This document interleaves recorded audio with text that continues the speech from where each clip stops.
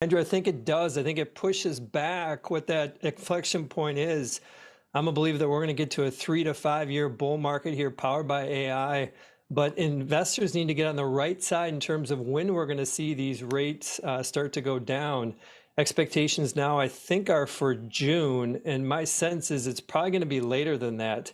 I think this is just the most sticky part, and I think is a good reminder to inflation does matter in the near term with tech stocks. And Andrew, just to emphasize this point, it may seem subtle to push back a window by 2, 3, 4 months, but if we look back at 2021, different environment, rates were going up at that time, but the Mag 7 was down 32% in the 6 months from October of 21 when those rates started to peak.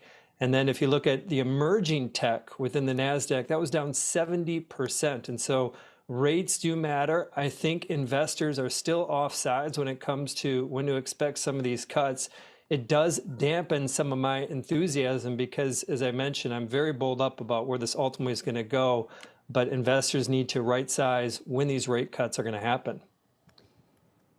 Given what you just suggested, then, what do? You want to own none of this? You just want to wait? What do you? And when would you be in? So I think that it is wise to be mostly in now because, again, I think we're going to this 3 to 5 year bull market. We talked about the negative lever related to inflation, but there is a massive positive lever related to AI. And investors have struggled about how to kind of capture and guess what the impact is going to be.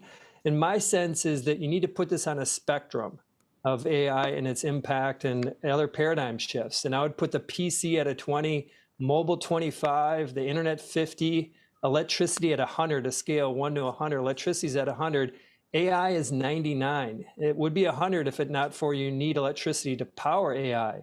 So when you have that perspective, when I have that perspective, and I think about what's going on with these interest rates and inflation and where investors are in the near term, I think you can get kind of misled into worrying about what's going to happen over the next 3 to 6 months.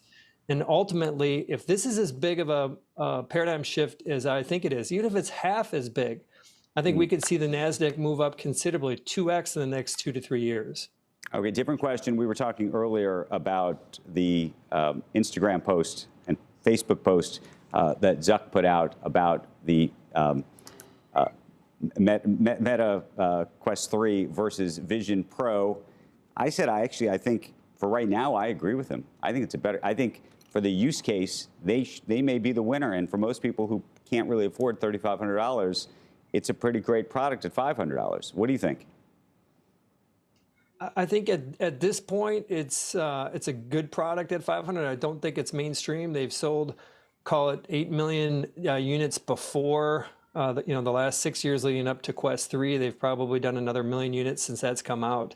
And so I think it's good, but I still don't think it's still such a big gap between what Vision Pro is. And of course, there's a big price gap. It's a 7x price gap there too.